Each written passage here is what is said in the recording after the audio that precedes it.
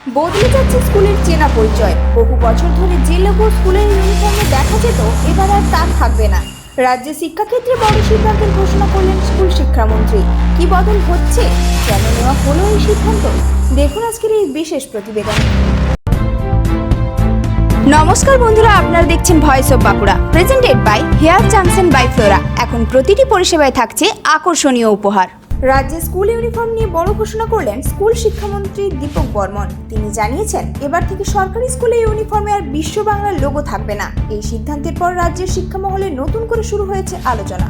মন্ত্রী স্পষ্ট জানিয়েছেন, স্কুলের নীল সাদা ইউনিফর্ম আগের মতোই থাকবে, তবে ইউনিফর্ম থেকে সরিয়ে দেওয়া হবে বিশ্ব বাংলার লোগো। অর্থাৎ পোশাকের রং বা নকশায় বড় পরিবর্তন না এলেও ইউনিফর্মের পরিচিত লোগো আর দেখা যাবে না। সরকারের এই সিদ্ধান্তকে ঘিরে ইতিমধ্যে রাজনৈতিক মহলে শুরু হয়েছে জোর আলোচনা। একাংশের মতে এটি শুধুমাত্র প্রশাসনিক সিদ্ধান্ত, আবার অন্যদিকে বিরোধীদের একাংশ এই সিদ্ধান্তের রাজনৈতিক তাৎপর্য নিয়েও প্রশ্ন তুলতে শুরু করেছেন। বিশ্ব বাংলার লোগো দিয়ে নীল সাদা ইউনিফর্ম, সেটা যদি কেউ রাখতে চায় সেটা রাখতে পারে না, ওটা নীল সাদাটা রাখতে পারবে, বিশ্ব বাংলার যে লোগো আছে সেটি থাকবে না, বিশ্ব বাংলা থাকবে না, নীল সাদা অবশ্যই থাকতে পারে।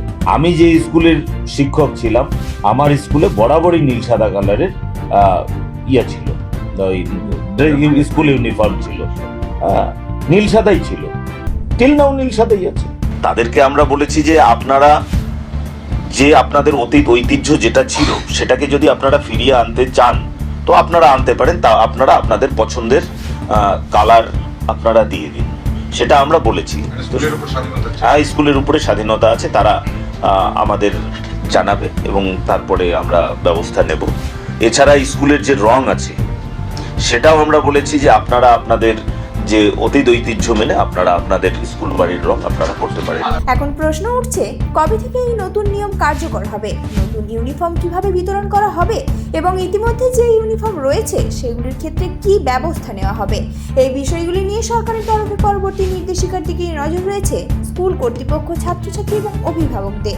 শিক্ষা দপ্তরের এই ঘোষণার পর রাজ্যের লক্ষ লক্ষ ছাত্রছাত্রী, শিক্ষক এবং অভিভাবকদের মধ্যে বিষয়টি নিয়ে ব্যাপক কৌতূহল তৈরি হয়েছে।